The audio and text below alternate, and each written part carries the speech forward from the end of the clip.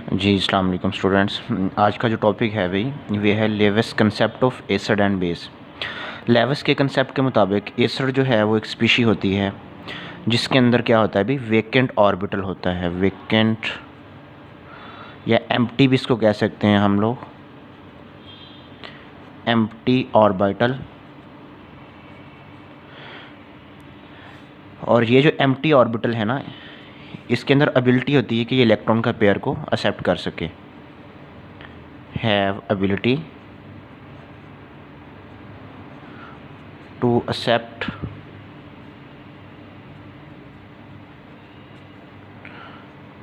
N electron pair मतलब दो electron को ये एक्सेप्ट कर सकता है। ठीक है। अच्छा, इसके बाद हमारे पास है बेस की डेफिनेशन, वो भी हम देख लेते हैं। बेस के मुताबिक base is a species, base has electron pairs and donates to the acid. ठीक है, यानी इसके अंदर क्या होता है भी इलेक्ट्रॉन का पेयर होता है और ये बेस जो है ये अपना एक इलेक्ट्रॉन का पेयर डोनेट करता है, किसको, एसिड को डोनेट करता है। ठीक है, ये हमारे पास डेफिनेशन होगी किसकी, बेस की। हाँ जी, तो हमारे पास एग्जांपल है यहाँ पे एक, उसको हम समझते हैं।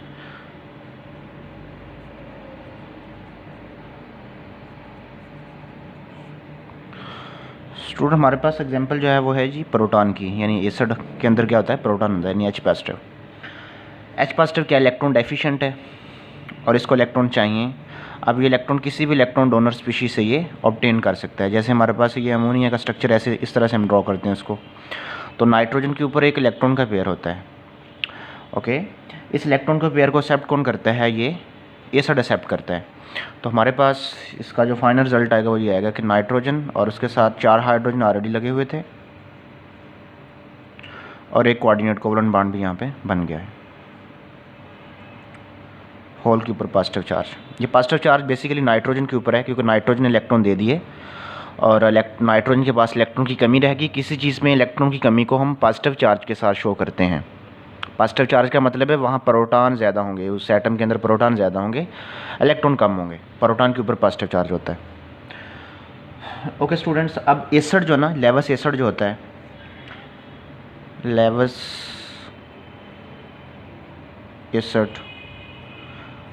एसिड को इलेक्ट्रोफाइल भी हम बोल सकते हैं।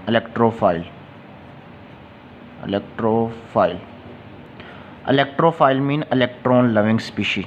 इलेक्ट्रॉन को जो अट्रैक्ट करे उसको हम इलेक्ट्रोफाइल बोलते हैं।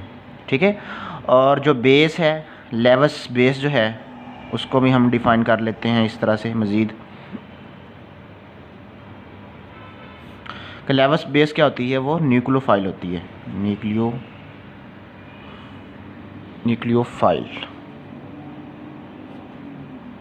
न्यूक्लियोफाइल का मतलब क्या होता है भी, ऐसी स्पीशी जो न्यूक्लियस लविंग होती है, जिसको न्यूक्लियस चाहिए होता है, जिसको प्रोटॉन चाहिए होते हैं। ठीक है, यानी न्यूक्लियस लविंग आप इसको बोल सकते हैं यहाँ पे, न्यूक्लियस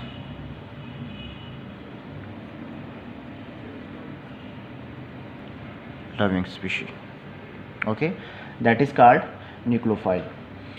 अच्छा, अब इसके अंदर हम फर्दर मज़ीद एग्जांपल भी कुछ समझते हैं कि इलेक्ट्रोफाइल और न्यूक्लियोफाइल में मज़ीद कुछ और भी एग्जांपल्स हमारे पास हैं। आप सब ने जो है ना कोऑर्डिनेट कोवलेंट बॉन्ड पढ़ा होगा, काफ़ी सारे एग्जांपल्स आपको जहाँ पे वही देखने को मिलेंगी। अच्छा, अब इसमें हम स्टूडेंट्स कुछ बातें हम समझने वाली वो ये हैं कि हमारे पास जैसे एक और एग्जांपल है NH3 की और BF3 की।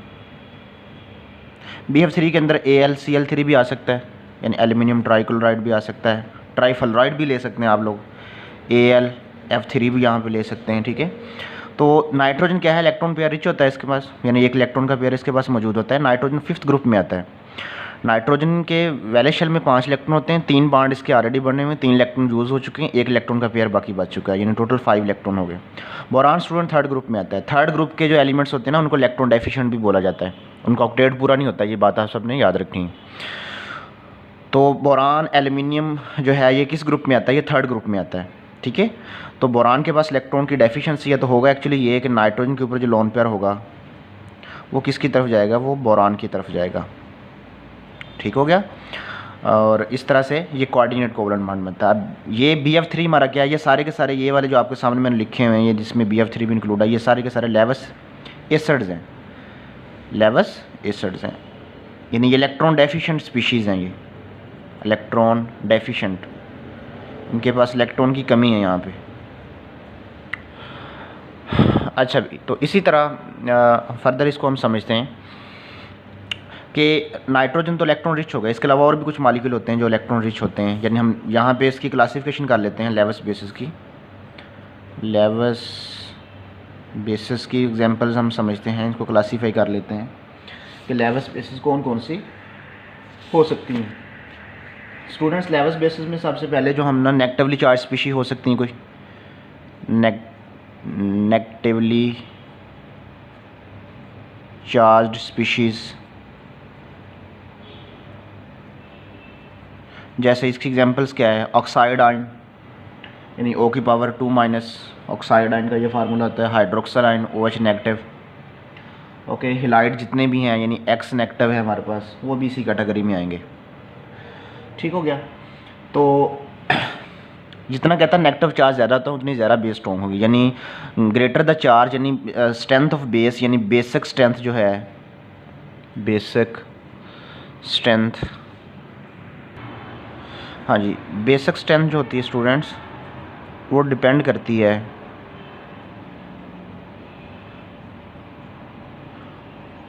डिपेंड ऑन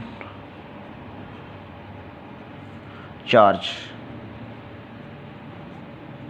ठीक है, यानी कितना चार्ज है अपनी बेस के ऊपर, जितनी चार्ज डेंसिटी ज़्यादा होगी एनाइन के ऊपर, ये सारे एनाइंस भी, इनको नेगेटिवली चार्ज स्पीशीज़ का दूसरा नाम एनाइंस भी होता है, तो इनके ऊपर जितना नेगेटिव चार्ज ज़्यादा होगा उतनी वो स्ट्रॉन्गर बेस होगी। नेगेटिव चार्ज ज़्यादा होने का मतलब उसके पास इलेक्ट्रॉन ज़्यादा होंगे, और जितने इलेक्ट्रॉन ज़्यादा होंगे उतनी बेसिक स्ट्रेंथ भी ज़्यादा होगी, उसकी एबिलिटी ज़्यादा होगी इलेक्ट्रॉन को डोनेट करने की।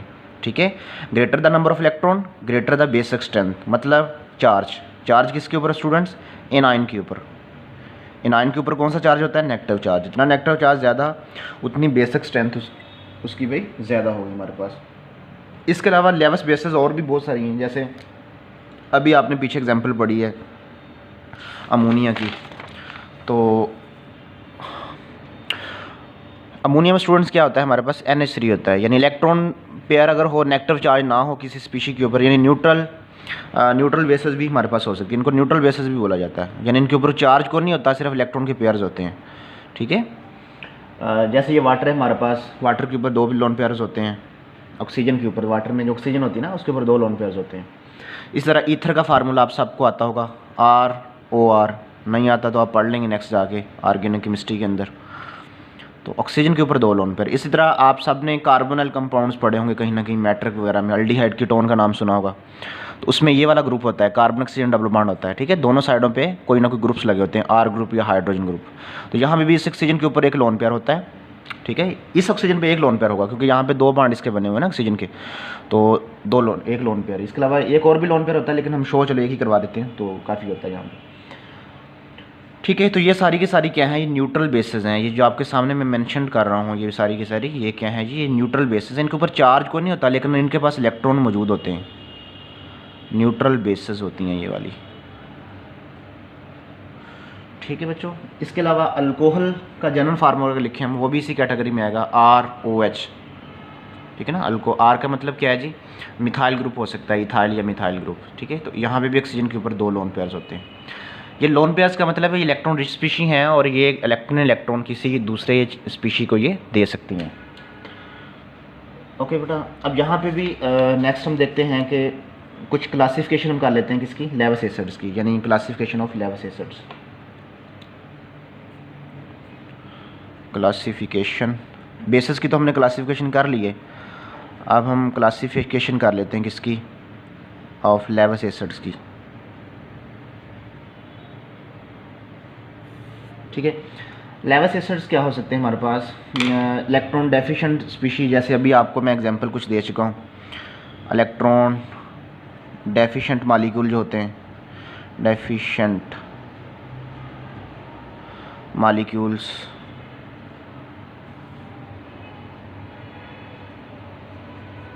ठीक है। इलेक्ट्रॉन डेफिशिएंट मालिक्यूल्स में क्या आता है हमारे पास, aluminium trichloride, boron trifluoride, BF3 हमारे पास आ गया, ठीक है। तो इस तरह की जो स्पीशीज़ होती हैं इनको हम इलेक्ट्रॉन डेफिशिएंट स्पीशीज़ बोलते हैं, ठीक है। ये सेंट्रल एटम का यहाँ ऑक्टेट पूरा नहीं है। Aluminium boron student third group में आता है, दे हैव इनकम्प्लीट ऑक्टेट, ठीक है। यानी B और F जो दोनों हैं यहाँ पे, इनका ऑक्टेट कैसा है, सॉरी B और एल्यूमिनियम जो है सेंट्रल एटम्स हैं, ये थर्ड ग्रुप में आते हैं। थर्ड ए के अंदर ये ऑलरेडी आपको पीछे बता चुका हूँ एग्जाम्पल के साथ भी मैं। तो थर्ड ए का मतलब है ये है कि इनका ऑक्टेट कहता है इनकम्प्लीट है, ऑक्टेट इनका कैसा है, इनकम्प्लीट। थर्ड ग्रुप का मतलब है इनके वैलेंस शेल में 3 इलेक्ट्रॉन होंगे, ठीक है, ओके जी। तो इनका ऑक्टेट कंप्लीट नहीं है। यहाँ पे देखो बोरान के वैलेंस शेल में 3 इलेक्ट्रॉन ने 3 बॉन्ड बना ली इसने, 3 इलेक्ट्रॉन 3 फ्लोरीन से भी ले रहा है, 3 इसके अपने, टोटल 6 हो गए। 2 इलेक्ट्रॉन की कमी, यानी 1 इलेक्ट्रॉन का पेयर इनको चाहिए, B को भी चाहिए और एल्यूमिनियम को भी चाहिए, क्योंकि दोनों सेम ग्रुप के अंदर आते हैं, जो कि थर्ड ए ग्रुप हमारा। ओके भाई, हाँ, इसके बाद है जी molecules containing central atom with vacant d orbital, ठीक है। अगर सेंट्रल एटम हो ना, और सेंट्रल एटम का क्या था जी, वैकेंट ऑर्बिटल हो, यानी वैकेंट सेंट्रल डी ऑर्बिटल, ठीक है।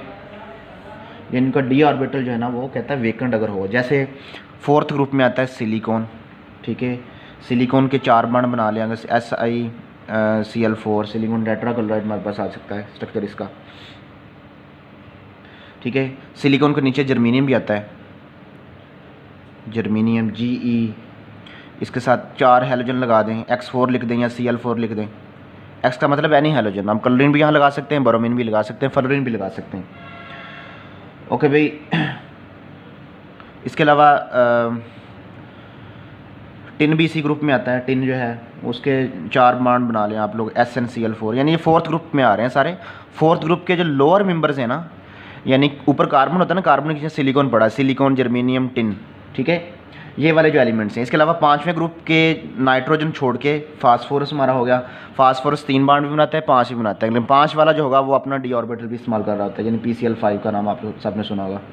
इस तरह PF5 भी ले सकते हैं आप यहाँ पे।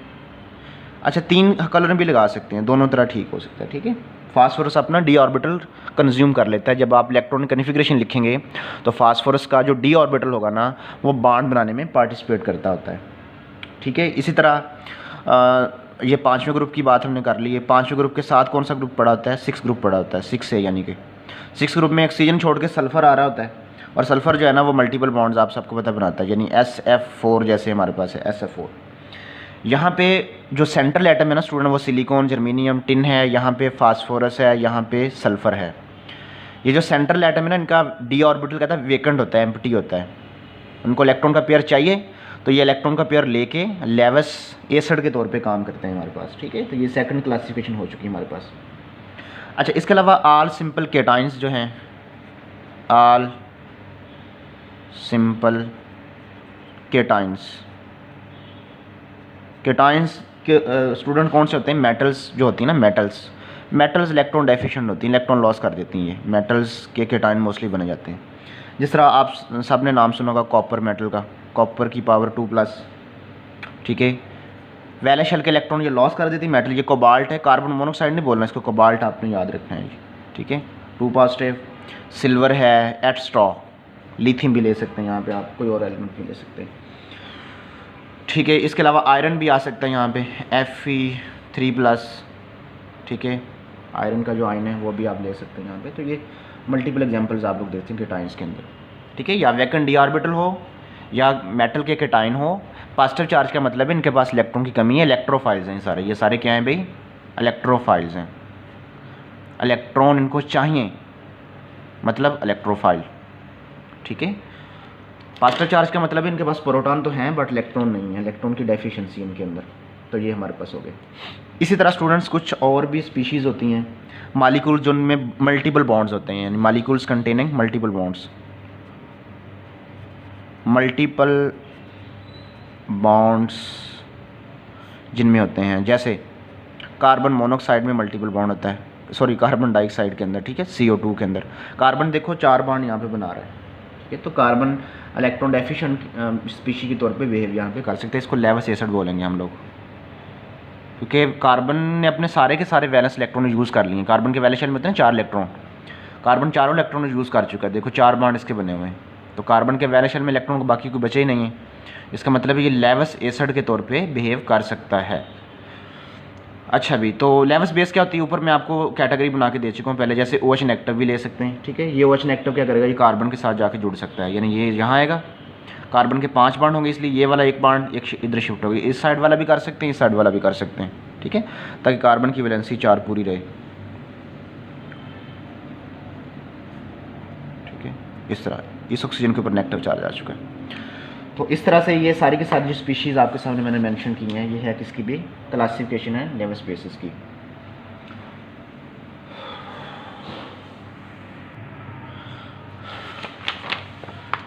जी स्टूडेंट्स, इसके अलावा जो है हम फर्दर कुछ चीज़ें देखते हैं।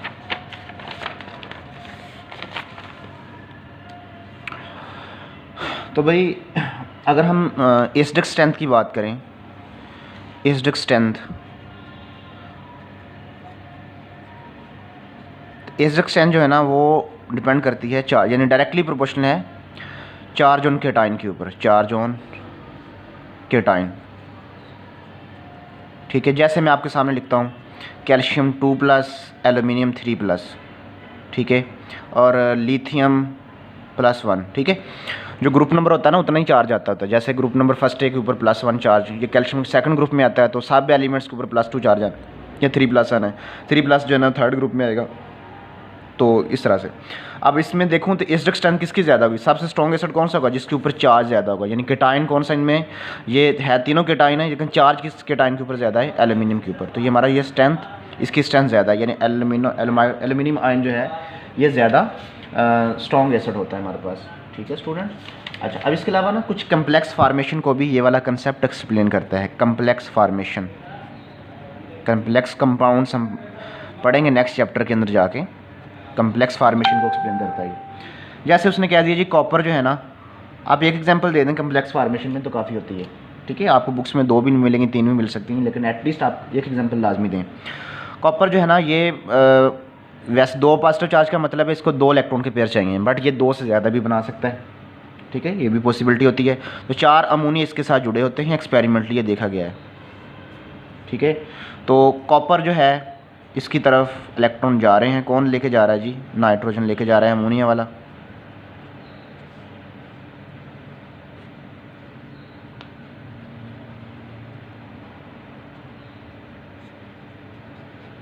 इस तरह से तो कम्प्लेक्स फार्मेशन के भी ये एक्सप्लेन करता है, यानी ये डोनर है हमारा, ये बेस है हमारा, लेवस बेस इसे बोलते हैं, और ये हमारा क्या है, ये हमारा एसिड है, ठीक है, लेवस एसिड जिसको बोला जाता है। तो भी इस तरह की एक्सप्लेनेशन हम सब ने अभी पढ़ी है। तो कार्बोनिक एसिड का नाम आपने सुना होगा, एक और एग्जांपल भी हम देखते हैं कार्बोनिक एसिड की। आप सब ने नाम सुना होगा कार्बोनिक एसिड का। कार्बोनिक एसिड का फार्मूला क्या होता है, H2CO3, ठीक है। इसके अंदर भी जो है ना होता है, एक्चुअली ये बनता कैसे है, इसमें वाटर का रिएक्शन करवाते हैं हम लोग, किसके साथ, कार्बन डाइऑक्साइड के साथ। वाटर क्या है, बेस है, और ये क्या है जी, ये एसिड है, ठीक है। तो यहाँ पे कार्बोनिक एसिड बनेगा। तो कार्बोनिक एसिड जब बनेगा स्टूडेंट्स हमारे पास, तो वाटर वाली जो 2 हाइड्रोजन्स हैं वो कुछ इस तरह से, वाटर का स्ट्रक्चर देख रहा हूँ तो ये ऐसा होता है HOH, एक OH कार्बन के साथ जाके लग जाता है, एक जो है वो ऑक्सीजन के साथ मिलकर OH बन जाता है, और साथ में क्या जुड़ा होता है, डबल बॉन्ड एक ऑक्सीजन का वैसे का वैसे होता है। तो ये स्ट्रक्चर है जी कार्बोनिक एसिड का, यानी इसका H2CO3 का, H2CO3 का ये वाला स्ट्रक्चर हमारे पास, ठीक है बच्चों। तो इसको बेस क्यों बोलेंगे, क्योंकि इसके ऊपर इलेक्ट्रॉन का पेयर होता है। तो ये डिफरेंट किस्म की एग्जांपल्स हैं, इनकी प्रैक्टिस करोगे जब आप लोग बार बार, तो आप लोगों को ये याद रह जाएंगे।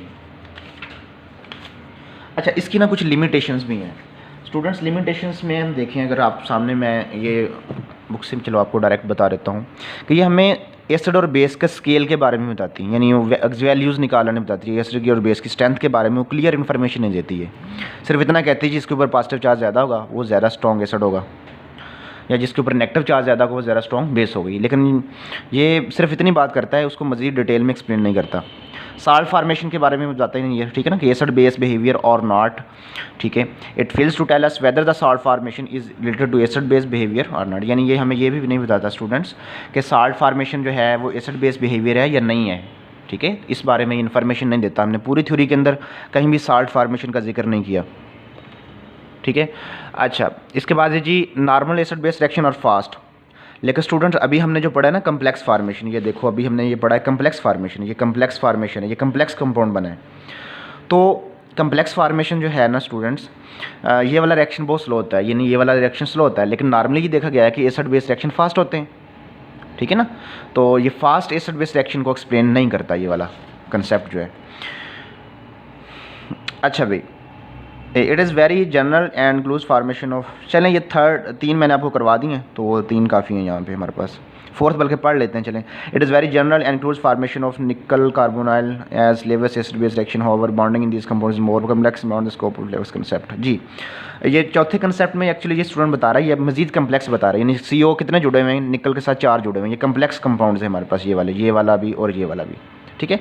तो कम्प्लेक्स फार्मेशन को ये बता तो रहा है, कहता है जी कम्प्लेक्स फार्मेशन जो कैसा बिहेवियर है, एसिड बेस बिहेवियर है, ठीक है। ये पिछली कोई भी थ्योरी ऐसी बात नहीं करती थी, ये लेवस ये बात कर रहा था। जैसे एक एग्जांपल मैंने आपको अभी दी है कम्प्लेक्स फार्मेशन वाली, ठीक है। इस तरह और भी ये बता रहा है, यहाँ पे निकल के साथ 4 का CO लगा रहा है, वो क्रोमियम के साथ ये बेंजीन के मालिक्यूल लगा रहा है 2, ठीक है।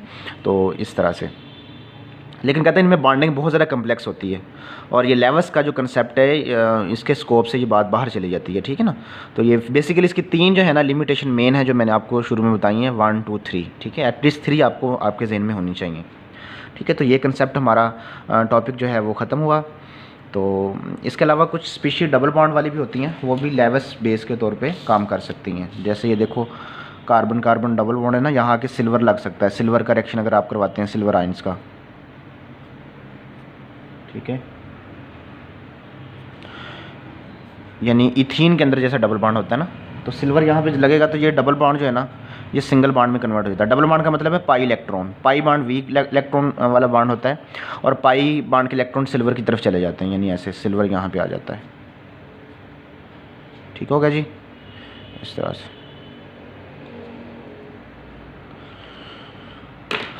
ओके जी, तो नेक्स्ट हम जो है वो फिर अगला कंसेप्ट पढ़ेंगे जो कि है लक्स फ्लड कंसेप्ट। अल्लाह हाफिज़।